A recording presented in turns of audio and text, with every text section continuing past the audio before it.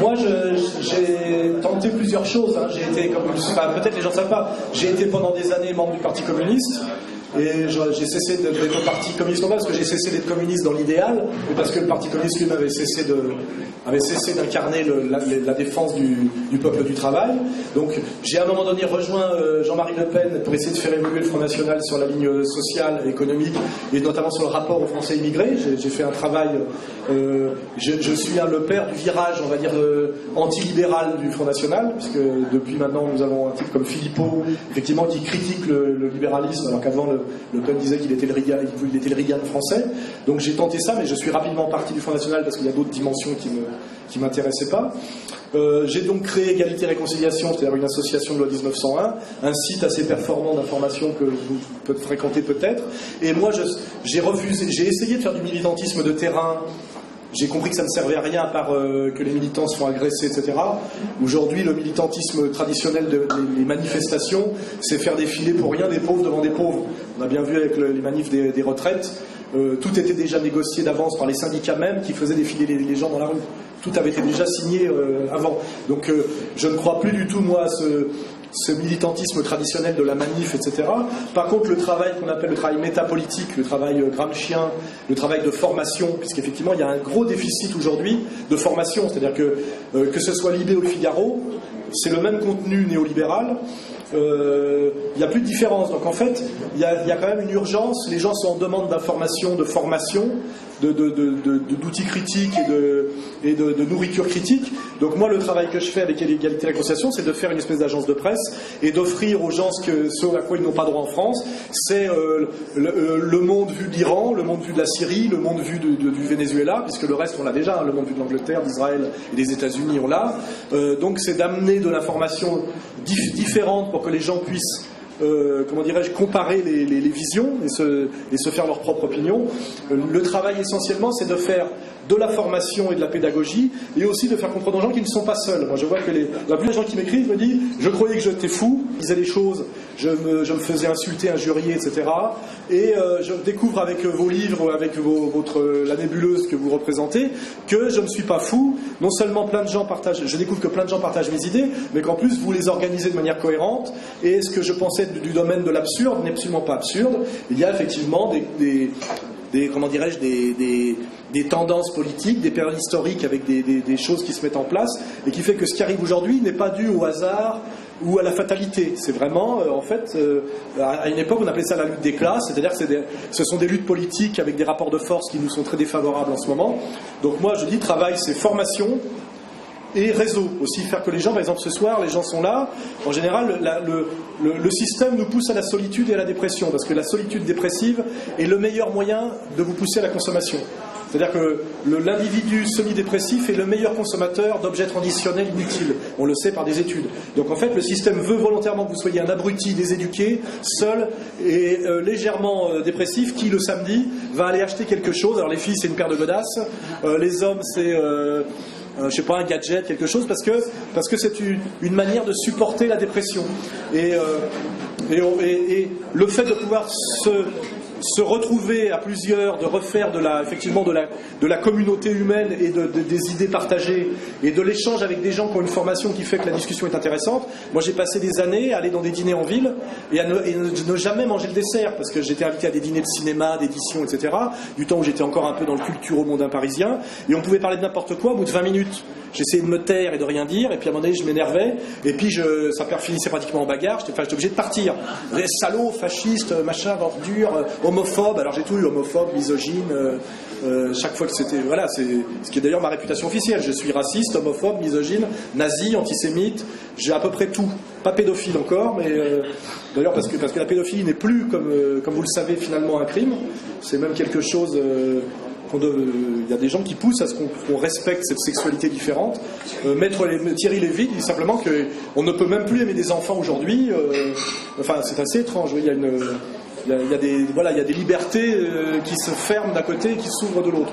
Voilà. Donc, pour répondre à la question, je ne vais pas répondre pendant des heures, je suis contre l'action violente, je suis contre le militantisme traditionnel de tractage, c'est un truc qui emmerde tout le monde. Nous, on fait de la formation, du réseau de solidarité, et aussi on essaie de fonctionner par l'humour. C'est-à-dire qu'on n'oublie pas que le but de la politique, c'est le bonheur. C'est-à-dire qu'on essaie quand même de montrer que le peuple français est traditionnellement un peuple de rigolards. On picole, on baise. J'insiste là-dessus d'ailleurs. Les gens me reprochent souvent d'avoir une vie sexuelle. Oui, je suis français, je ne suis pas salafiste. Je ne suis pas Tarek Ramadan. Donc effectivement, la France était un pays de joie de vivre, un pays où voilà, la bouffe, le sexe, l'humour, et on essaye aussi de recréer de la convivialité et de la joie. Voilà, parce que je le dis, le but de la politique, c'est le bonheur. Hein, et on essaie de faire ça. C'est pour ça d'ailleurs que je travaille avec Dieudonné. Il y a une dimension comique dans mes livres. On essaye d'aider on fait de l'auto-entreprise. On fait, je pourrais le dire, on fait de l'écologie, de l'agriculture écologique. On vient de lancer une ligne de couteaux traditionnels en faisant travailler des couteliers qui sont en train de disparaître parce que tous les couteaux, y compris les laïols, sont fabriqués au Pakistan. Donc on a à la fois le côté formation, le côté fraternité réseau et le côté aussi ce qu'on appelle échelle humaine, c'est-à-dire qu'on monte on aide des gens qui ont du talent à monter des petites entreprises. Moi, je suis co-actionnaire de plusieurs entreprises. Donc, on est finalement dans la politique modeste d'une certaine manière. Hein. On prétend pas faire la révolution. On prétend pas faire le grand soir. On fait ça. On fait formation, édition, rencontre, convivialité, et on crée de l'emploi. Parce que les 3/4 des jeunes qui viennent me voir disent j'aimerais bien faire quelque chose avec vous, mais je suis RMiste. Voilà, et on découvre le mec il a bac+6 et qu'il n'a jamais pu trouver de boulot. Alors en ce moment on monte des business. Là on est en train de monter un cabinet d'avocats avec des jeunes diplômés maghrébins, parce qu'il n'y a pas que des rappeurs et des voleurs issus du Maghreb. Il y a des types qui ont bac+8 et qui sont avocats, mais ils ont très peu de carnet d'adresse, ils ont du mal à bosser. Donc aujourd'hui on est en train de monter un pool de juristes et d'avocats. C'est des militants de chez moi, mais ils sont issus de notre ex-empire colonial français, et pour montrer effectivement qu'il y a de très bons juristes et de très bons avocats issus des banlieues. Voilà, c'est un travail qu'on fait. Voilà. Donc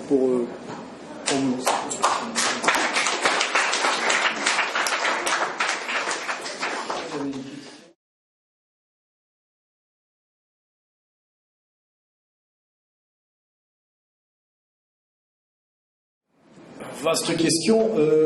Toute société qui va de l'avant arrive à aller de l'avant parce qu'elle a un passé, qu'elle en est fière et qu'elle le connaît. Donc de toute façon, cette idée de table rase est sans doute la chose la plus monstrueuse qui ait jamais existé. D'abord, on ne fait jamais table rase, et c'est ce qui a produit le plus de violence. On a quand même le XXe siècle comme laboratoire de la politique de la table rase. Ça ramène le table rase de la Chine, de la révolution culturelle, ça ramène à la nostalgie de la Chine impériale, hein, c'est-à-dire tellement les faits étaient dévastateurs. Mais moi je ne suis pas dans la nostalgie, je dis... Non, mais la nostalgie, c'est quelque chose, quand je parle du roman national, c'est quelque chose qui fait qu'on aime à se dire qu'il y a eu un passé qui a été beau et joyeux, parce que ça nous aide à nous projeter dans l'avenir, ça nous donne l'énergie, de même que respecter ses parents, qui ne sont pas forcément des gens idéaux, mais les aimer et penser que c'était de bonnes personnes, ça nous aide notamment à élever nos enfants. Ça veut dire quand on déteste ses parents et qu'on a commis l'erreur d'aller faire une psychanalyse ou expliquer que votre destin c'était finalement de tuer votre père parce que vous avez empêché de baiser votre mère, ça produit de la bourgeoisie névrosée, ça produit que de la merde. Et on le sait parce qu'on a le recul. On a le recul clinique pour le savoir. Et en réalité, être fier de son passé, ça permet justement de construire l'avenir. C'est-à-dire que c'est dialectiquement qu'on comprend ça. La nostalgie au sens tout ce qui est... Enfin, il n'y a de bien qu'hier n'a pas de sens, évidemment, puisque Pantareil, on ne se baigne jamais 2 fois dans le même fleuve, etc. Mais aujourd'hui, ce qui bloque effectivement la capacité de projection et d'aller vers l'avant, c'est qu'on n'a pas de racines, on a du mal à s'appuyer sur quelque chose. Or, on sait très bien, quand on écoute notamment les pédopsychiatres, que le rôle, par exemple, pour que les enfants puissent se projeter au-delà des parents, c'est souvent l'appui sur les grands-parents, par exemple. Vous voyez, c'est les images du grand-père et de la grand-mère. Et il n'est pas question de croire que c'était génial avant. Là, la France a connu dans les années 60 la guerre d'Algérie. En fait, tout est toujours dans le chaos contrôlé. Il n'y a jamais de période de paix totale, etc. Mais de se dire qu'il est possible de vivre une période de paix et de fraternité parce que ça a relativement existé avant, c'est ce qui permet de pouvoir le construire pour l'avenir avec les nouvelles données, parce que de toute façon la situation est différente. Moi je suis un peu dans la nostalgie de la France des années 60, c'est vrai, mais les membres de mon association ont 25 ans, ils ne connaissent pas ce monde-là. Le tiers de mes adhérents sont issus de l'immigration, Donc leur monde, c'est leurs parents et leurs grands-parents étaient en Tunisie, en Algérie, au Maroc. Donc je ne peux pas leur vendre la France des terroirs, le Bounia, etc. Mais par contre, quand ils me parlent de leur comment dirais-je, de leurs grands-parents qui sont restés au village, dans la classe, moi je peux leur parler de ma famille, parce que dans les familles françaises de mon enfance, on allait en vacances à la campagne parce qu'on avait tous des oncles et des tantes paysans. Parce que jusque dans les années 70, les agriculteurs en France étaient encore 30% de la population, pas 2. Et d'un seul coup, quand un franco-maghrébin découvre que finalement ton grand-père a été paysan comme le sien est un paysan de l'Atlas, ça crée des liens. Alors que ça, ils ne le savaient pas. Parce que finalement, pareil, les médias ne l'ont jamais dit ce qu'était la vraie France, ce qu'étaient les vrais Français. On dit les Français, c'est simplement des racistes, des colons, des collabos. Tout ce qu'ils savaient, c'est écrire des lettres aux Allemands, torturer en Algérie, etc. Comment tout ça permet pas je dirais d'aller vers le futur et de le construire. Donc c'est presque une réponse, je dirais, de réflexion anthropologique et sociologique. C'est que de toute façon, la nostalgie pure débouche sur la mélancolie c'est baudelairien, quoi. On le sait, c'est bien pour la poésie, mais politiquement ça donne rien. Nous, on n'est pas dans cette logique-là. Et la preuve qu'on n'est pas dans cette logique-là, c'est que il y a chez nous, à Égalité et Réconciliation, je me fais draguer en ce moment d'ailleurs par Dupont-Aignan, non, c'est un garçon charmant. On a beaucoup de jeunes. On arrive, nous, est un mouvement de jeunes. Si les jeunes viennent, c'est pas parce qu'on leur vend de la nostalgie. C'est justement parce qu'il y a une fraîcheur et une modernité. Mais c'est aussi parce que de leur faire découvrir des films d'Audiard avec Jean Gabin, etc., qui est le génie du cinéma populaire des années 60. Finalement, ils préfèrent ça au film de François Truffaut. Ça leur parle plus. Et ça permet finalement à certains jeunes d'avoir des idées de cinéma de demain. C'est ça que je veux dire. Donc c'est effectivement cette articulation. Je pense que d'ailleurs nos ennemis le savent. Quand on veut détruire un peuple, on détruit ses racines, on détruit sa fierté, historique. Et on en fait ce qu'on appelle des ilotes, c'est-à-dire des individus dans la soumission totale. Donc on sait que ce dont on parle là, ce sont des structures anthropologiques pratiquement invariantes. C'est de la sociologie. Il n'y a pas de peuple, c'est ce que je disais au début, qui puisse continuer à exister dans l'avenir s'il n'a pas une certaine fierté de son passé. Et comme je le dis, c'est toujours un roman national, c'est-à-dire quelque chose d'un peu mensonger, évidemment. Il y a toujours de l'idéalisation. Donc vous savez très bien que vous-même, quand vous allez me parler de votre jeunesse, vous allez être un peu dans l'idéalisation et vous allez plutôt mettre en avant ce qui était beau quand vous étiez lycéen, les bons moments, même les mauvais moments sont recolorés en moments amusants, puisque quand on parle de ces accidents de voiture, de quand on a perdu ses clés, on arrive toujours à tourner ça en quelque chose de drôle alors que ça n'était pas sur le moment. Ce sont tout ça des phénomènes, je dirais, qui ont à voir avec la fonction symbolique et la manière dont fonctionne l'humain. C'est finalement d'embellir son passé pour supporter d'affronter l'avenir. On ne peut pas vivre avec une vision affreuse de son propre passé. C'est pour ça que tout ce qui est de l'ordre de la diabolisation, du noircissement, et moi j'ai étudié ça avec la psychanalyse. Je connais des jeunes à un moment donné qui ont été mis dans des systèmes où on leur a dit tous tes problèmes viennent de ton père et ta mère, c'était des pervers, ils voulaient ta peau, etc. Ça a été une catastrophe pour eux. En général, l'effort à faire, c'est plutôt de se réconcilier avec ses parents, de découvrir que vos parents ont été des jeunes, que faire des gosses c'est compliqué, que les élever c'est compliqué, ce qu'on découvre quand on en fait soi-même, et que quand même il y a finalement s'aimer soi, aimer là d'où on vient et aimer ses ascendants, c'est forcément quelque chose qui vous aime à être quelqu'un d'aimable et quelqu'un qui peut aimer. C'est ça que je veux dire. C'est comme ça que je répondrai à votre question. Voilà.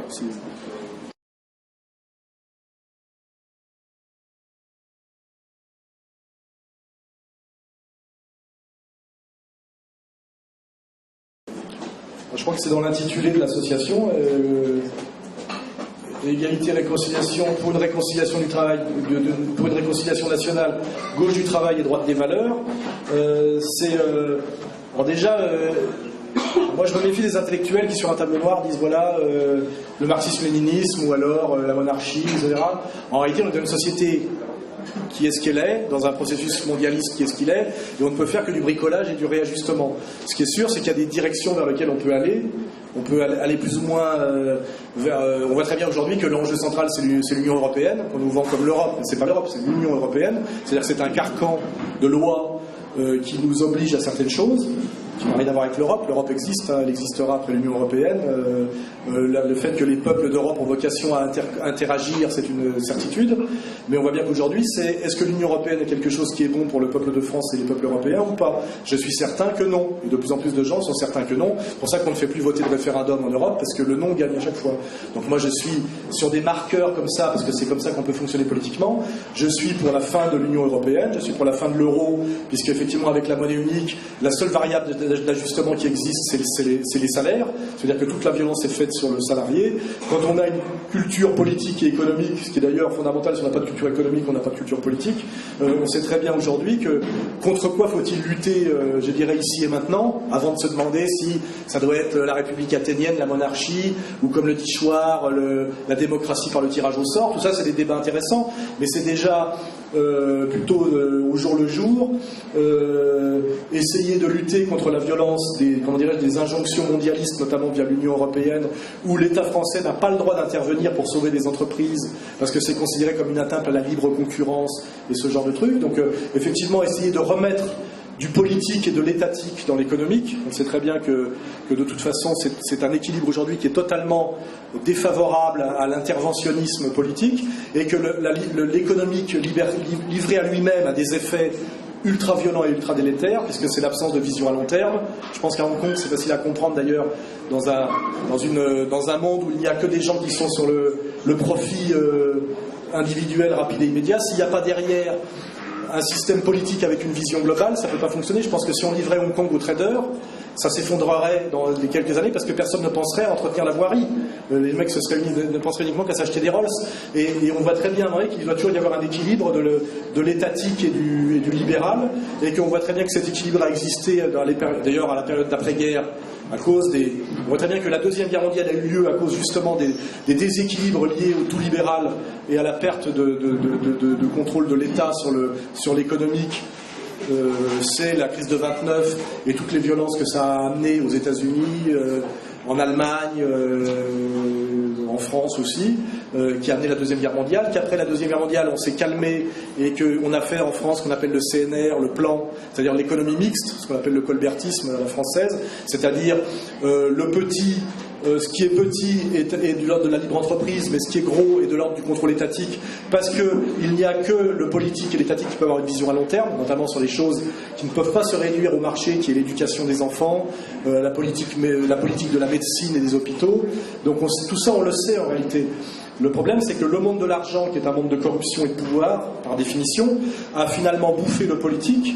Et en fait, on n'est pas aujourd'hui dans un monde qui correspond à un choix de gestion pensé. On est en fait dans un monde de déséquilibre aggravé qui fait qu'aujourd'hui, le politique a perdu la main. C'est-à-dire qu'en fait, on souffre de déficit politique. Nous avons aujourd'hui des hommes politiques au pouvoir qui ne sont pas des hommes politiques, ce sont des animateurs. Ce sont des animateurs et des menteurs professionnels. C'est-à-dire qu'ils sont là, quelque part, pour servir de tampon entre le pouvoir économique qui ne répond qu'à ses objectifs immédiats et à sa logique de profit, et le peuple qui souffre. Et en fait, les politiques sont là pour faire le tampon et mentir. C'est pour ça que même moi, je trouve que insulter les politiques, c'est presque de la lâcheté politique, parce qu'en réalité, ils n'y sont pratiquement pour rien. Un type comme Sarkozy est un guignol qui n'a rien fait pendant 5 ans, qui a pris un peu d'argent, mais pour finalement prendre les insultes et les caricatures de Charlie Hebdo à la place des décisionnaires qui, eux, ne sont pas élus et ne sont même pas visibles, qui sont les maîtres de la finance. Et d'ailleurs, quand Hollande a voulu se faire élire et faire le mec de gauche, il a dit « mon ennemi, c'est la finance ». Et le lendemain, il est allé à Londres dire à la City « évidemment, je raconte des conneries parce qu'il faut que je me fasse élire, il n'y a pas de problème ». Et de toute façon, il n'avait pas les moyens de les défier. Parce que la question, elle, aujourd'hui, c'est que le pouvoir politique est aux mains de la finance, qui n'est pas une vision politique, qui est une vision anti-politique, ou au mieux apolitique, et qu'il va bien falloir mener d'une manière ou d'une autre qu'on réintroduise du politique dans la politique. Ça se fera soit de façon citoyenne, soit de façon catastrophique. Mais ça se fera. Alors la question de savoir, c'est est-ce que ça va se faire avant-guerre, c'est-à-dire qu'on le fera pour éviter la guerre, ou ça se fera après-guerre, parce qu'une fois qu'il y aura un énorme bain de sang mondial à cause de tous les dérèglements, fatalement les hommes reviendront raisonnables, comme après-guerre. Il y a eu effectivement Bretton Woods, le plan Marshall, la planification en France, et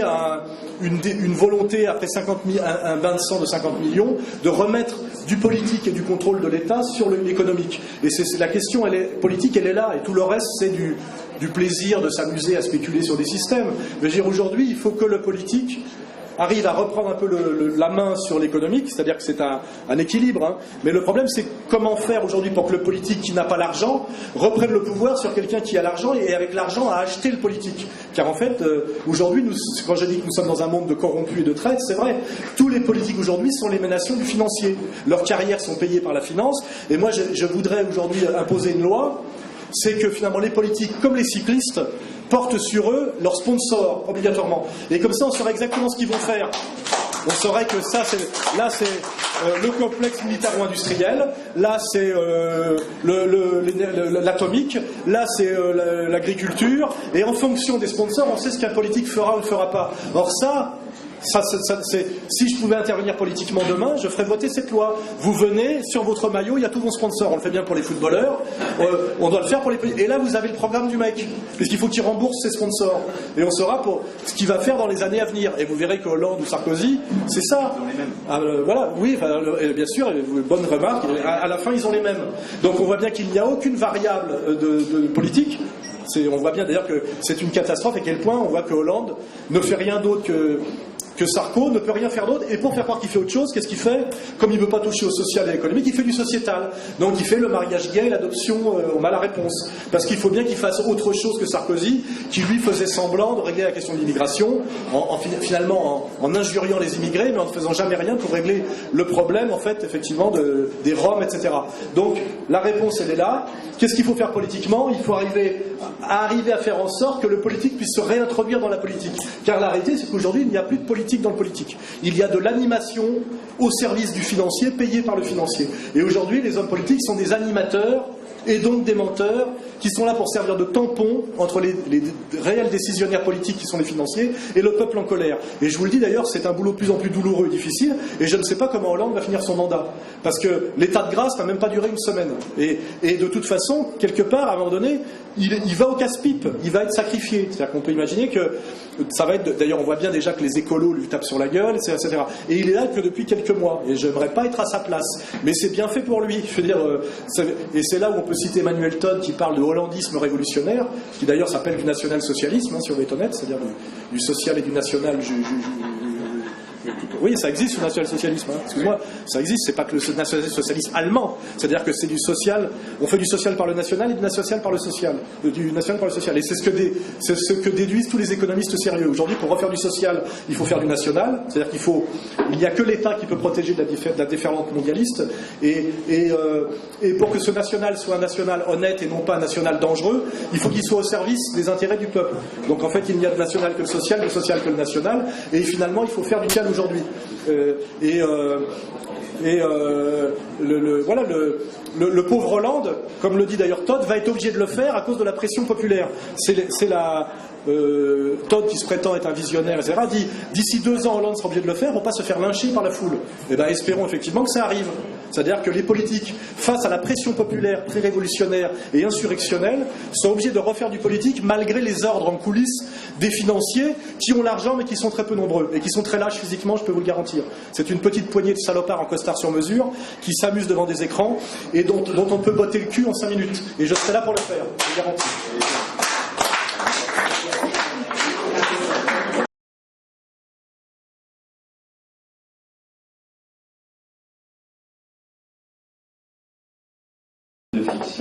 Il se passe aujourd'hui ce que les gens qui prévoyaient, parce qu'un intellectuel c'est quelqu'un normalement qui prévoit, c'est-à-dire qui voit avant les autres et qui a un coup d'avance sur les autres. En fait, il se passe aujourd'hui ce que les prévisionnistes disaient en 80. Mais en réalité, on est en plein dedans aujourd'hui.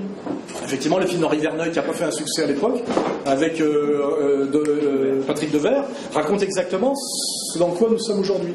Et nous avons vu ce processus se réaliser sous nos yeux, parce que ça a été théorisé comme une menace, comme un danger, et ça s'est accompli. Et en fait, le petit peuple ne s'en rend pas trop compte à cause de ce qu'on appelle la trahison des clercs, c'est-à-dire le mensonge des journalistes. C'est-à-dire que aucun journaliste ne fait son boulot aujourd'hui.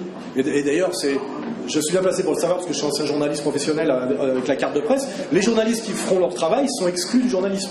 il y a ce qu'on appelle le travail de la centrifugeuse. C'est pas pour rien qu'il n'y a que des traîtres et des collabos dans le système, parce que de toute façon, si vous ne trahissez pas et vous ne collaborez pas, vous êtes sorti du système.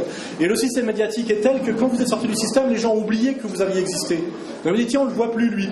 Tiens, il y a des tas de journalistes qui ont été sortis du système parce qu'ils ont rendu compte honnêtement de la guerre. Ça a commencé par la vraie violence en France radicale politique. Moi, je l'ai vécu. C'était la guerre de Yougoslavie. Où là, tout le monde s'est mis à mentir de manière incroyablement obscène et violente par la diabolisation des Serbes, par l'idéalisation des Bosniaques etc.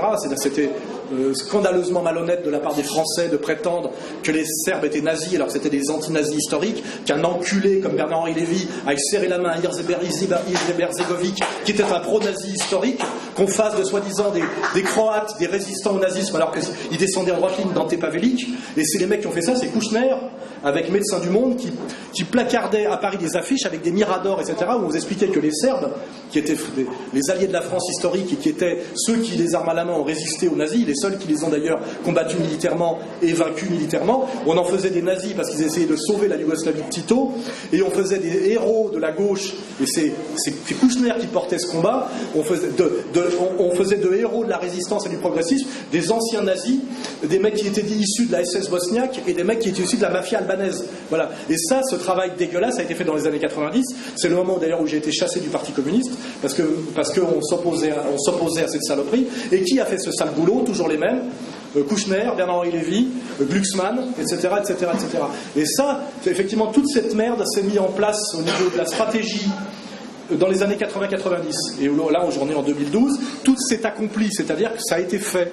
Et maintenant, on sait que ces prévisions étaient justes parce que voilà, on y est. Et d'ailleurs, les gens, il y a quelques années, quand j'avais, par exemple, j'avais fait ce livre qui s'appelait Vers la féminisation, où je disais comment on manipulait le féminisme au service du marché, parce que c'était ça le sujet du livre. C'était pas un livre antiféministe, c'est-à-dire que des fausses féministes qui payées par le monde de la finance se servent finalement des femmes comme d'idiotes utiles pour accélérer le processus de mise au pas néolibéral. C'est ça la thèse du livre. Voilà. Quand j'ai sorti ce bouquin, je l'ai sorti en 94. Hein, il y a des tas de gens qui ne comprenaient pas de quoi je parlais. Aujourd'hui, on a bien vu avec la parité, on voit avec les femmes qu'on se sert en fait, soi-disant de la cause des femmes pour faire passer des trucs en force, et on voit que ce ne sont pas des féministes, ce sont des prostituées ukrainiennes. Et donc, ce qui est intéressant aujourd'hui, c'est que tout ce que les prévisionnistes ont prévu, on y est. Alors maintenant, on y est. Moi, je suis fier d'avoir eu raison, mais en même temps, je suis inquiet d'avoir eu raison parce que je prévoyais que des trucs catastrophiques. Et là, dans Comprendre l'Empire, le sous-titre, si vous le regardez, c'est Demain la gouvernance globale ou la révolte des nations. Voilà. Et j'explique bien dans ce livre, et je lis chaque fois plus, que nous sommes à la veille de la Troisième Guerre mondiale. La Troisième Guerre mondiale commencera pour la prise de Damas. Vous voyez ? Le jour où, soi-disant, les rebelles, qui sont des salafistes et des tarés sponsorisés pour détruire le régime d'Assad, dont on peut dire tout ce qu'on veut, mais qui est un régime laïque, multiconfessionnel en réalité, etc. Le jour où les rebelles ne contrôleront plus seulement la région d'Alep, mais seront sur le point de prendre Damas, comme les Russes ne laisseront pas prendre Damas, nous sommes dans une guerre où ce sont les Américains et les Russes face à face, il faut le savoir. Hein. Et on sera dans le début de la Troisième Guerre mondiale, parce que par la théorie des dominos, je peux vous expliquer ça en un quart d'heure, qu'en 3 mois, pratiquement toutes les nations du globe sont impliquées dans cette guerre. Nous sommes en réalité dans une période d'avant-guerre. Et je le dis souvent, ça ressemble aux années 30. Hein. Nous sommes dans la séquence 36-39. Hein, ça ressemble beaucoup. On le voit d'ailleurs on voit quand même un Netanyahou qui va aux Nations Unies avec un dessin avec une espèce de bombe, il nous prend pour des enfants de 4 ans, et qui dit voilà, il faut absolument attaquer l'Iran. L'Iran, je ne vois pas très bien ce que l'Iran a fait de belliqueux contre les nations du monde depuis l'Empire perse, après avoir subi l'attaque de l'Irak sponsorisée par les Américains pendant 8 ans, fait par un Saddam Hussein qu'on a remercié en le pendant, faut bien, parce qu'en général, ceux qui collaborent à l'Empire, à la fin, sont assassinés par l'Empire. C'est une sorte de justice immanente. Hein, qui est monté par l'Empire périra par l'Empire, vous pouvez le vérifier systématiquement. Le pauvre Kadhafi l'a vérifié récemment, depuis qu'il avait relâché la garde et qu'il avait cru qu'il était réintroduit dans le système mondialiste via le FMI de Strauss-Kahn et via les compagnies pétrolières américaines. Il s'est fait buter, non pas parce qu'il était un tyran, mais parce qu'il avait cessé d'être un autocrate conséquent. Ça lui a coûté finalement cher.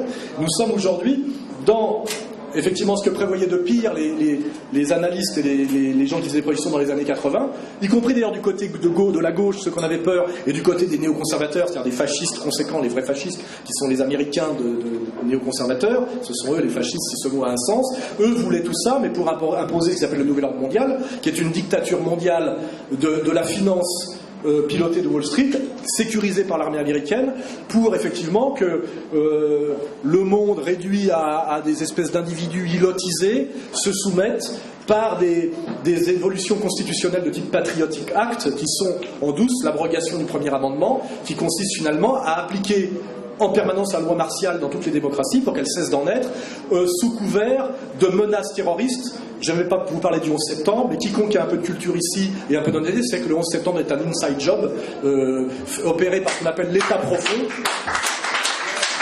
Je ne vais pas dire l'État profond, c'est un mot de Chokrade, et qu'effectivement il a fallu faire le 11 septembre pour justifier tout ce qui se passe aux États-Unis depuis le 11 septembre, c'est-à-dire la suppression en douce du premier amendement et la loi martiale, la recolonisation, parce qu'il faut appeler ça comme ça, de l'Afghanistan, la destruction de l'Irak, etc., qui se continue aujourd'hui avec la destruction de la Libye, dont je rappelle qu'il était le pays d'Afrique qui avait le plus haut niveau de vie, le plein emploi, et qui fait qu'aujourd'hui il y a un chaos total en Afrique parce que la disparition de Kadhafi, c'est un autre sujet, a déstabilisé tout ce que Kadhafi maintenait, Kadhafi qu'on appelait le roi des rois en Afrique, qui payait toutes les milices, toutes les fins de mois des milices, qui avait offert le satellite qui permettait aux Africains d'échapper à la domination des télécommunications occidentales, qui était en train de faire le dinar or et qui était réellement, malgré tout ce qu'on peut dire sur sa chirurgie esthétique et son goût vestimentaire douteux, le bienfaiteur de l'Afrique, c'est une certitude, et il a été assassiné par une volonté impériale. Bernard-Henri Lévy a du sang sur les mains dans cette histoire et j'espère qu'il le payera un jour, j'espère qu'il ne mourra pas dans son lit. On sait que ça a produit l'assassinat de centaines de milliers d'hommes à la peau noire, puisque en fait ces soi-disant salafistes qui sont des milices takfiristes de voyous assassinent systématiquement les Noirs en Libye, et on voit la déstabilisation totale de l'Afrique aujourd'hui est liée à l'effondrement du système Kadhafi qui a été voulu par l'Empire, c'est un vrai sujet, et couvert par la diplomatie française, par les intellectuels français, pour notre plus grande honte. Voilà, je veux dire, et moi j'ai fait partie des rares qui ont dit que ça serait une catastrophe si Kadhafi tombait, et j'ai été ultra marginal, et je fais partie de ceux qui se sont rendus plusieurs fois en Syrie, et qui pensent que c'est une catastrophe pour le Moyen-Orient si le régime syrien tombe, quelles que soient les critiques qu'on peut faire contre le régime syrien. Et malheureusement, comme je le dis, les Russes, comme vous avez pu remarquer, les Russes alliés aux Chinois n'ont pas laissé faire en Syrie ce qu'ils ont laissé faire en Libye, et nous sommes dans une situation où les Russes ne peuvent pas lâcher la Syrie parce que c'est déjà leur débouché militaire sur la Méditerranée, et que visiblement l'alliance impériale, malgré tous ses échecs et ses mensonges, qu'aujourd'hui on sait que c'est une guerre importée de l'extérieur par des milices payées de salafistes dont on nous dit en France que c'est les pires dangers, c'est des Al-Qaïda dont on nous dit que c'est le pire danger, mais qu'on finance à l'étranger. C'est-à-dire qu'un type comme Laurent Fabius, qui est ministre des Affaires étrangères, dit que Assad ne mérite pas d'être sur terre, c'est-à-dire qu'il proclame la volonté qu'on assassine un chef d'État légitime alors qu'il est le chef de la diplomatie d'une démocratie, et il dit à la fois que le vrai danger en France c'est le terrorisme islamique, alors qu'il sponsorise et en Libye et partout dans le Moyen-Orient les mêmes terroristes islamiques qu'on nous dit comme le plus grave danger, contre des régimes laïques, multiconfessionnels, dans lesquels les femmes sont 40% des professions libérales, alors qu'on soutient des régimes comme l'Arabie Saoudite où les femmes n'ont pas le droit de conduire, et que nous avons des connasses comme Madame Laroche-Joubert qui s'extadient sur les rebelles syriens qui sont des assassins et des égorgeurs, qui si jamais ces gens-là prenaient le pouvoir, elles seraient lynchées le lendemain parce qu'elle est plusieurs fois divorcée, elle n'aurait pas le droit de conduire une voiture, et elles s'extadient sur ces gens-là, c'est idiote, et tout ça dans les médias de masse français. Hein, et on en est là aujourd'hui, il y a de quoi s'inquiéter. Et aujourd'hui, on admet effectivement, même les Américains, qu'ils ne savent plus trop ce qu'il faut faire en Syrie, parce que c'est tellement hors de contrôle. Les types ont déclaré ont mis en place la charia déjà dans la région d'Alep, et on vous dit, l'islamisme radical c'est le danger, et on finance partout. On a commencé par le Yougoslavie, je vous rappelle. On finançait déjà les islamistes du Kosovo, albanais, contre des laïcs. Et évidemment, le premier exemple, c'est l'Afghanistan. Les Américains ont commencé, n'oubliez pas les talibans, n'oubliez pas que Hollywood a financé un Rambo 4 qui était l'apologie des talibans, faut pas oublier. Et voilà. Et voilà, nous sommes dans ce monde d'avant-guerre où nos élites nous y amènent à marche forcée malgré effectivement les commentaires que font les gens comme moi. Et pour faire ce genre de commentaires, je suis agressé physiquement, envoyé au tribunal et considéré comme un dingue, et surtout un espèce de fasciste. Alors qu'en fait, excusez-moi s'il vous semble que je suis un antifasciste conséquent. Parce que moi, je connais quand même le Moyen-Orient, je voyage, et en ce moment, on est en train aussi de déstabiliser le Liban. On est en train de recréer une guerre civile intercommunautaire au Liban. Tout ça, on sait où ça va, par qui c'est fait, et quelles en seront les conséquences, notamment sur la France. Parce que s'il y a des guerres violentes au Moyen-Orient, la France est un pays avec la plus grosse communauté juive et musulmane d'Europe, ça ne sera pas sans conséquence sur la paix civile en France, on le sait déjà. Puisqu'on sait déjà, effectivement, la cause palestinienne, le coup que ça a en France sur la colère populaire, les jeunes, etc. Toutes ces situations explosives sont voulues par ce que j'appelle l'empire oligarchique, et accompagnées, et même les Français sont en pointe, car la diplomatie française est en pointe depuis la Libye, on est devant les Américains, on n'est pas derrière, on est devant. C'est-à-dire qu'on est les plus bellicistes de tous. Comment en est-on arrivé de la diplomatie de Gaulle, hein, qui fait qu'on était respecté partout au Moyen-Orient et en Afrique, à la diplomatie que Kouchner-Fabius, qui est la même, hein. D'ailleurs on voit bien qu'il n'y a pas de rupture entre le Quai d'Orsay de Sarkozy et le Quai d'Orsay de Hollande, et que c'est des gens qui non seulement sont au service de l'impérialisme américano-sioniste, mais sont même en pointe, demandent plus que ce que demandent les Américains systématiquement.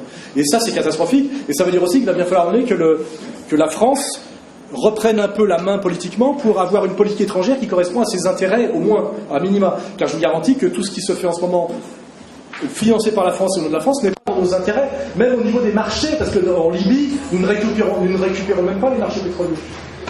Nous avons financé la première guerre du Golfe, pas la deuxième d'ailleurs, mais la première. On a perdu tous nos marchés dans le monde arabe. C'est même pas pour faire du business. On paye et on perd nos marchés derrière. Et qui c'est qui prend les marchés? Les Américains, systématiquement. Donc aujourd'hui, tous nos choix politiques à poser par les hommes politiques sont dans l'intérêt des Américains et jamais de la France et du peuple de France. Il y a un vrai problème, effectivement, je vous dis, de situation d'avant-guerre et de situation pré-révolutionnaire. Il va bien falloir à un moment donné qu'il se passe quelque chose et que ça change. Sinon, je vous dis, on va au chaos et à l'effondrement complet.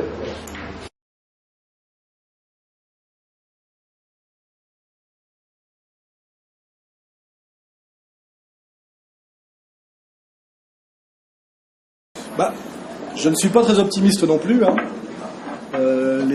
Le rapport de force est tellement disproportionné, parce qu'il y a non seulement la puissance d'argent, mais il y a aussi la destruction des contre-pouvoirs culturels qui ont été laminés depuis les années 80 aussi. On voit bien que Charlie Hebdo est devenu un journal néoconservateur, pour moi, qui promeut le racisme. Parce que attaquer le musulman, sachant que le musulman est de toute façon l'immigré maghrébin, c'est une manière malhonnête et lâche de casser du bougnoul. Or, ce que fait aujourd'hui Charlie Hebdo, le Front National n'a jamais osé le faire. C'est ça qui est incroyable. Hein. Aujourd'hui, nous avons un copé qui reprend d'ailleurs un truc qui vient de Kouchner et de Finkielkraut, qui est luttons contre le racisme anti-blanc. Je sais qu'il y a de la délinquance en France et que le blanc est traité comme de la merde, mais pas pour rien, à cause de tout ce que je vous ai dit tout à l'heure, parce qu'on a dit que c'était un raciste, un collabo et un ratonneur et un colonialiste. Mais je veux dire que jamais le parti de Jean-Marie Le Pen n'a osé parler d'avoir comme ligne de politique la lutte contre le racisme anti-blanc. S'il avait osé le faire, il se l'aurait dit au tribunal le lendemain. Aujourd'hui, et à gauche par Kouchner, et chez les intellectuels par Finkielkraut et Elisabeth Lévy, et à droite évidemment par Copé aujourd'hui, on a des gens qui vous disent qu'il faut lutter contre le racisme anti-blanc. C'est quand même effectivement très, très, très inquiétant. Parce qu'en plus, c'est une situation qui n'est pas totalement... qui s'appuie sur du réel. Il y a effectivement une grosse violence en France sur des lignes qu'on n'ose pas avouer, mais qui sont souvent des lignes effectivement ethnico-raciales. Effectivement, cette injure existe. Et c'est une situation, je dirais, très angoissante.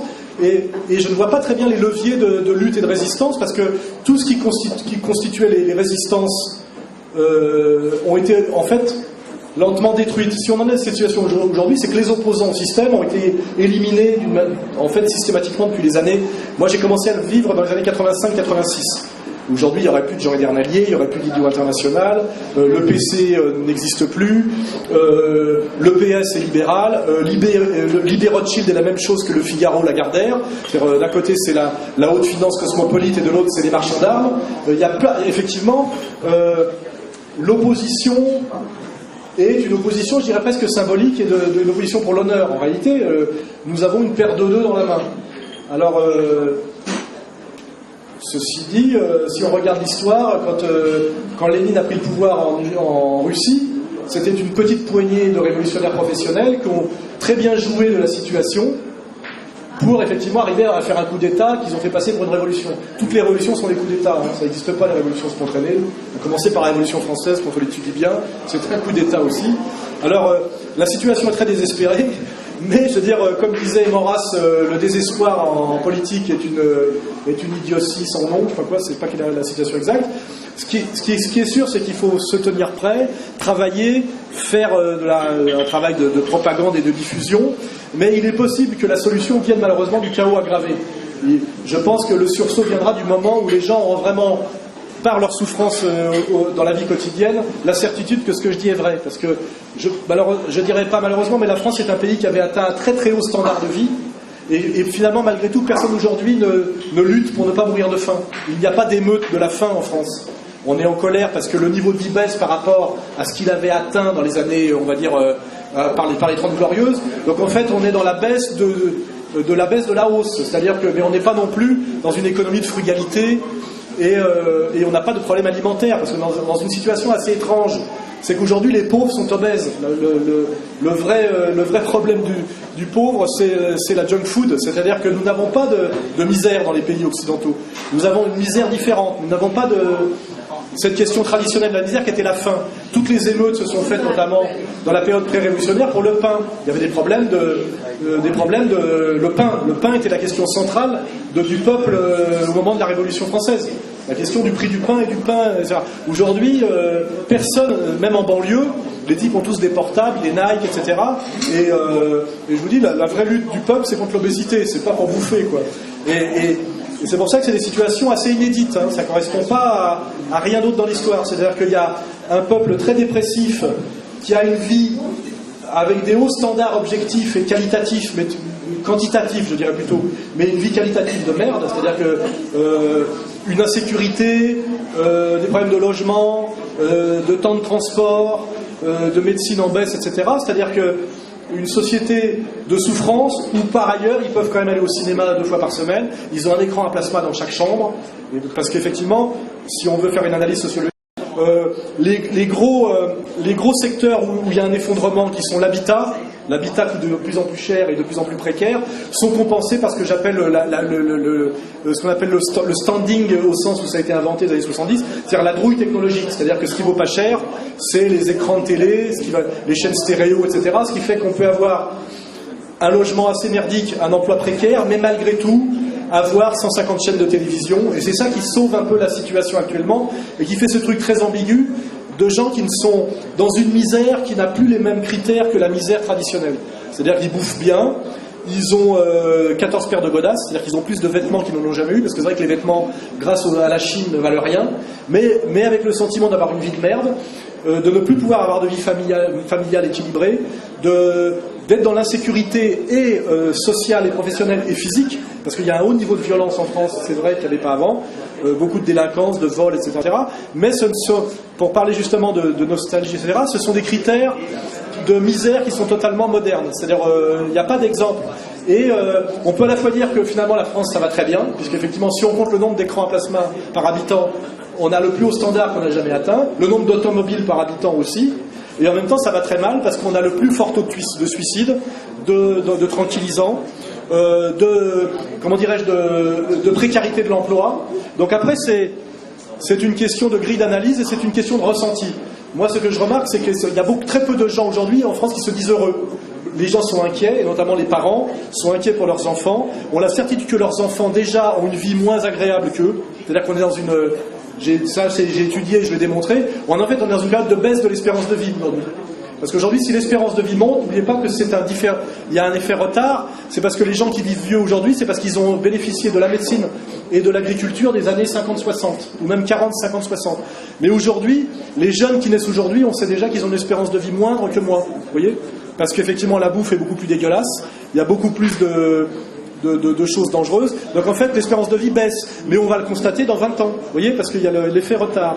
Donc c'est assez compliqué, et c'est un problème politique, c'est qu'on ne peut pas dire aux gens faites la révolution, c'est la misère, ça va très mal. Parce qu'à la fois, il y a selon des tas de critères, ça va mal, mais c'est compensé par, je vous dis, la télé, l'émission de Ruquier, la sensation de liberté aussi par le libertaire sexuel. On peut regarder autant de films porno qu'on veut sans avoir de problème. Il y a Facebook. Donc effectivement, il y a toute une espèce de mise en place de confort virtuel qui correspondrait quelque part à la religion dans les sociétés traditionnelles, l'espèce d'opium du peuple, une sensation de liberté, de toute puissance, qui est là pour masquer en fait un relatif effondrement sur des choses à mon avis plus durables et plus sérieuses, notamment l'acquisition de la propriété individuelle. Il est pratiquement impossible aujourd'hui pour un Français de la classe moyenne supérieure d'acheter un logement dans les centres-villes pour y loger lui et sa famille. C'est impossible en termes de prix, ça vaut plusieurs millions d'euros. Alors que dans le temps, dans les années 60, un professeur de lycée pouvait être propriétaire de son appartement au quartier latin, c'est-à-dire proche de son lieu d'enseignement. Voilà, de ce point de vue-là, il y a un effondrement. Mais par contre, effectivement, il est maintenant dans un 4 pièces à 10 km de Paris, mais il a une bagnole, sa famille une bagnole, son fils aîné une bagnole, par le crédit, etc., etc. Et il y a un écran à plasma par chambre, avec Orange qui vous fournit la télé, les films à la commande, etc. Donc on compense de la dépression et de la souffrance par de quelque chose qui est un peu de l'ordre des soins palliatifs. Alors après, combien de temps ça va tenir, sur quoi ça va déboucher, on n'en sait rien. Mais ce sont des situations effectivement inédites, comparables avec rien de l'histoire passée traditionnelle. Donc voilà, c'est pour ça que c'est très dur de pousser les gens à se battre, parce qu'ils ne souffrent pas assez, je dirais, physiquement, et en même temps ils ont conscience d'être dans une société de merde qui va vers son effondrement, et inquiets pour leurs enfants. Je pense que c'est ce que vous ressentez en moyenne si vous êtes lucide.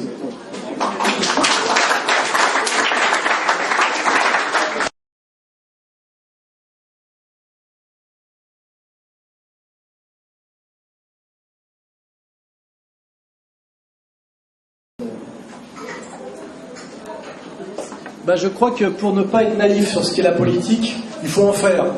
Moi, j'ai fait de la politique au Parti communiste, j'ai fait de la politique au Front National. La politique politicienne, c'est vraiment de la merde, excusez-moi, mais vous ne faites que mentir et transiger tout le temps. Vous êtes dans des logiques à court terme électoralistes. C'est exactement comme la finance. La finance, c'est le bilan, ce qu'on a appelé le compte d'exploitation annuel. C'est-à-dire que vous êtes sur un an, vous êtes même des fois sur 3 mois, donc vous avez la tête dans le guidon avec des critères actifs, passifs, t'as gagné, t'as perdu. La politique, c'est pareil. J'en ai fait au Front National. C'est ce que tu dis, c'est très bien. Mais c'est un discours qui ne va être compris que par une élite, par exemple, parce que les autres, il y a trop de travail d'éducation, et surtout, c'est un programme sur 20 ans. Nous, il faut qu'on ne perde pas les prochaines élections, parce que compte tenu du financement public des élections, si on ne fait pas plus de 12, on met la clé sous la porte, parce qu'on ne peut pas rembourser les emprunts qu'on a été obligé de contracter pour la campagne. Vous ne connaissez rien de tout ça, visiblement. Il faut faire des emprunts bancaires pour payer ses affiches, et pour les rembourser, il faut faire un certain score, parce que c'est par le nombre de votants que vous avez eu que l'État vous paye, vous rembourse. Sinon, vous êtes ruiné.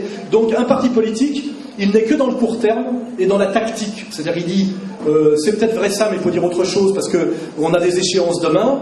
Là, il y a l'alliance avec tel truc, c'est foireux, mais il faut qu'on s'allie avec tel truc contre tel autre. Ce qui fait que la politique politicienne, c'est du mensonge, du petit commerce, de l'épicerie, ce n'est jamais de la vraie politique. Et moi, je prétends que pour faire de la vraie politique, il faut justement sortir de la politique électoraliste, parce que là, on peut effectivement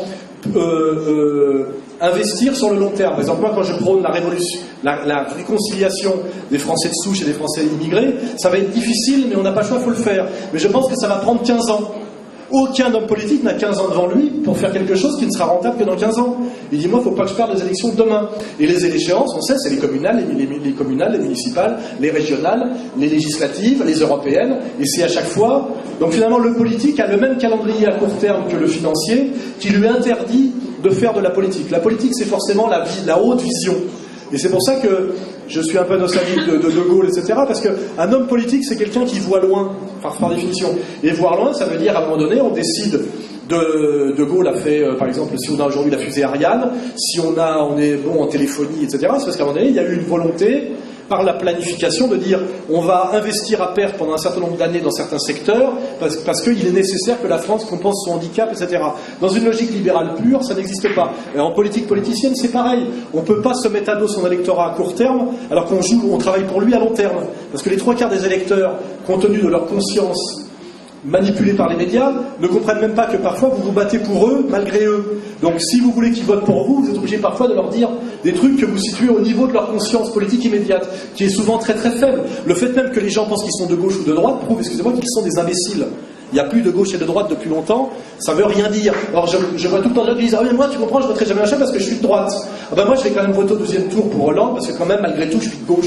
Je veux dire, moi pour ça que je veux le dire clairement, je ne suis pas démocrate.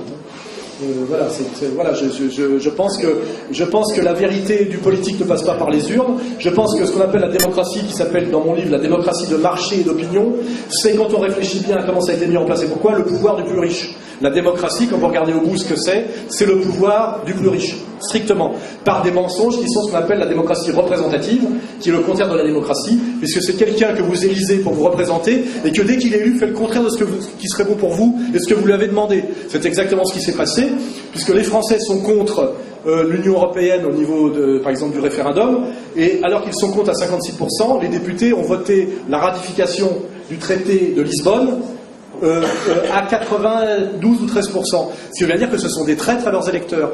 Hollande s'est fait élire sur un programme qu'il a déjà entièrement trahi au bout de 15 jours. Je vous ferai remarquer, vous pouvez le vérifier. Donc la démocratie représentative est antidémocratique. Et quand on analyse sérieusement, comme je le fais je crois dans le 4e chapitre, ce que c'est que la démocratie au sens historique, pas la démocratie athénienne, je sais pas quoi, ni la démocratie islamique, parce qu'il y en a plein des démocraties, mais ce qu'on appelle la démocratie bourgeoise, la démocratie représentative, la démocratie parlementaire, c'est ce qu'on appelle la démocratie de marché et d'opinion, où en fait le marché achète l'opinion et l'opinion fait l'élection. Hein, donc en fait, si on fait raccourci, la démocratie c'est le pouvoir du plus riche. Voilà, c'est clair. C'est pour ça que je ne suis pas démocrate. J'ai très peu voté dans ma vie, que je sois d'ailleurs au Parti communiste ou au Front National, je suis toujours dans une logique insurrectionnelle, et la politique politicienne, j'en ai fait, je vous garantis, vous avez qu'à en faire. Inscrivez-vous dans un parti et commencez à militer. Si vous êtes un peu intelligent, vous n'êtes pas arriviste et vous ne cherchez pas une place d'apparatchik, au bout de 6 mois, vous partez. C'est pour ça que quand on me parle de Mélenchon, on dit « Mais t'es sûr que Mélenchon, c'est le salaud que tu dis ?» Je dirais un type qui a été 33 ans au Parti Socialiste est forcément un enculé et pas un vrai homme de gauche. Parce qu'il faut 1 an pour savoir que le Parti Socialiste n'est pas un parti de gauche. Hein. Donc le mec, il a été 2 fois sénateur, sénateur socialiste, c'est un oxymore. Hein. On ne peut pas être sénateur et socialiste. Le mec, il a été 2 fois sénateur socialiste, il a été formé par l'OCI, c'est-à-dire les trotskistes, l'école des sociotraîtres institutionnel et systématique. Il est, sur le plan de la politique étrangère, un atlantiste systématique. C'est pas moi qui le dis, c'est Maxime Grémetz et c'est les propres mecs de son mouvement. Et il faut être un imbécile et un inculte politique pour penser que Mélenchon représente les ouvriers et les travailleurs. Mais malheureusement, il y en a ici qui le pensent. Et c'est pour ça que je ne suis pas démocrate, car je n'ai pas envie de vous demander, vous, votre avis sur pour qui vous devez voter, parce que je ne veux pas demander à des imbéciles de décider pour moi de ce que doit être la politique. J'estime que je suis plus formé que vous, et moi je veux passer par un processus révolutionnaire et faire votre bien malgré vous, parce que souvent vous ne savez pas ce qui est bon pour vous. Et je suis authentiquement un antidémocrate assumé. Et voilà, et je le revendique clairement. Et c'est d'ailleurs à peu près vérifié par l'histoire, c'est que le moment où il y a des bons en avant progressistes dans l'histoire, c'est souvent par des parenthèses antidémocratiques, mais par des gens qui effectivement veulent le bien de leur peuple. Et souvent d'ailleurs leur peuple ne les en remercie pas. On peut d'ailleurs regarder avec le recul l'épopée du gaullisme.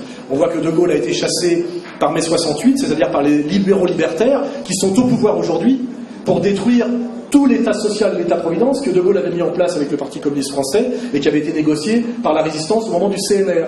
Et malheureusement, il n'y avait pas plus stupide que les jeunes de mai 68 qui ont chassé De Gaulle au nom de US Go Home, que je vous rappelle que le critère qui a réuni les jeunes de mai 68 au départ, c'était l'opposition à la guerre du Vietnam et à l'impérialisme américain.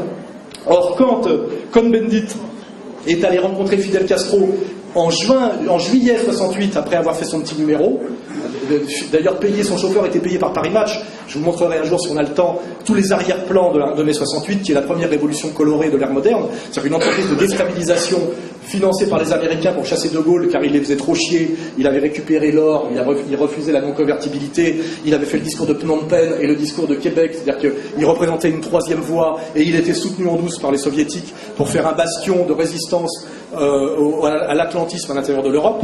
Si De Gaulle est allé voir Massu à Baden-Baden à un moment de mai 68, c'est pour demander la protection des Russes contre un putsch américain. Tout ça, vous n'avez toujours pas compris à 60 ans. Donc c'est pour ça que je vous dis, vous ne comprenez rien à la politique, même ceux qui croient qu'ils comprennent quelque chose, et je ne vais surtout pas vous demander pour qui vous votez. Je vais espérer qu'on abolisse le système de la démocratie représentative, car c'est le seul espoir de reprendre un peu la main, parce que sinon, ça sera toujours, à travers les manipulations médiatiques, le pouvoir au pouvoir de l'argent. Et vous verrez que ça se vérifie, ça se vérifiera, et je pense qu'en fait, il faut être honnête et conséquent. Je ne suis pas démocrate, ou alors je suis beaucoup trop démocrate pour être démocrate, on peut le dire d'une autre façon. J'aime beaucoup Étienne Chouard et son idée d'ailleurs de ce qu'on appelle le vote par tirage au sort, qui n'est pas du tout une lubie ridicule, c'était le sujet central de la question démocratique pendant des siècles. Que sans tirage au sort, il n'y avait pas de démocratie possible. Il fallait, parce que sinon c'était l'acheter le candidat, et que tous les candidats sont achetés et achetés par ceux qui ont de l'argent. Vous ne faites pas de politique sans argent, et je vous fais remarquer que personne ne se pose jamais la question de qui finance la politique. On se pose sur la question du débat d'idées, jamais la question qu'une carrière politique coûte de l'argent et que ce sont des gens qui ne travaillent pas. Jamais, vous ne vous posez jamais cette question. Et la première question à se poser sérieusement, c'est qui a payé la carrière de Jack Lang, qui a payé la carrière à gauche comme à droite. Vous verrez. Et or, cette question n'est jamais posée et jamais posable, et même considérée comme obscène et non politique. Or, c'est la question centrale du politique. D'où vient l'argent? Cherchez l'argent, toujours, toujours. Et vous pouvez vous la poser, qui est la question pour moi. D'où vient l'argent d'Alain Soral? D'où vient l'argent du Parti Socialiste? Combien coûte une campagne présidentielle? Regardez ce que ça coûte. Vous pensez bien que ce n'est pas payé par l'encartement des militants du PS, hein? Est-ce que vous savez que SOS Racisme a 5 fois moins d'adhérents qu'Égalité et Réconciliation? D'où vient l'argent et la puissance médiatico-politique de SOS Racisme? Posez-vous ce genre de questions. Or, c'est des questions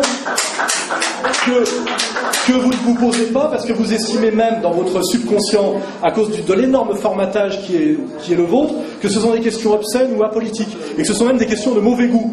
C'est-à-dire qu'il y a un tel travail de rééducation à faire avant qu'on puisse refaire de la démocratie, je dirais, électoraliste, qu'il faudrait d'abord abolir la démocratie, refaire un vrai travail de formation citoyenne pour pouvoir la relancer derrière.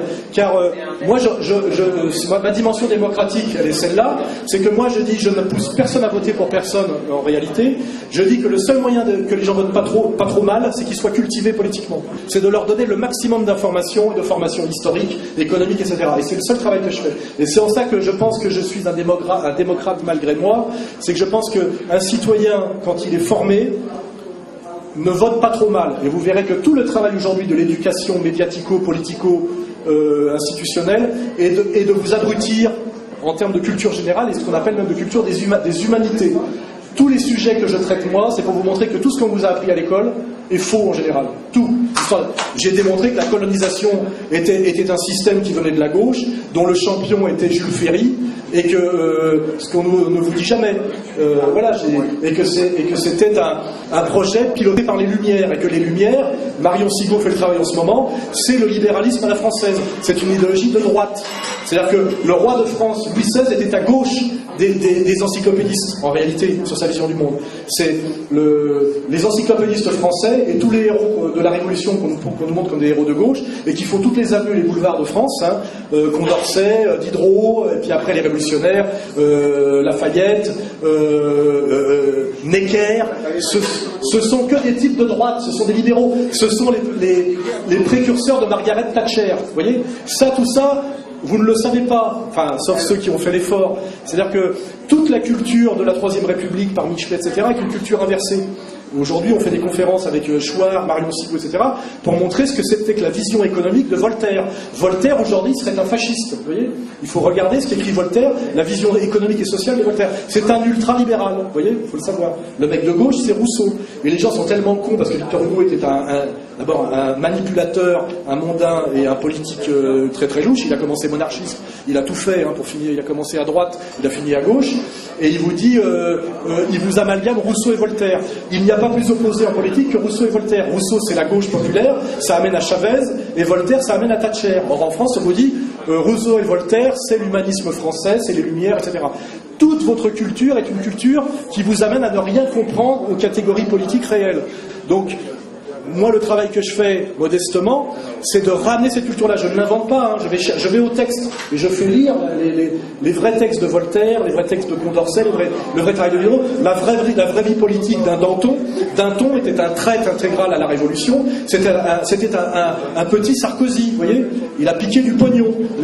il n'a fait que voler de l'argent, il était probablement un agent anglais, et le seul mec correct de la Révolution française, c'est Robespierre et Saint-Just, c'est les deux biens. Or on vous dit que ce sont des salopards et des sanguinaires, et on remarque que Robespierre n'a pas une rue à Paris.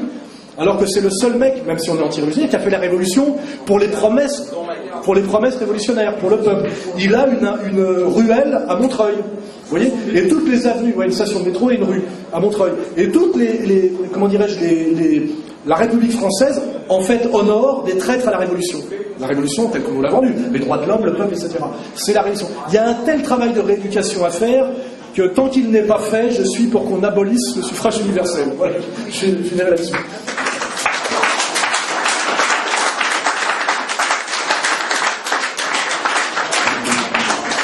Bon, on a assez discuté. Prenons les armes.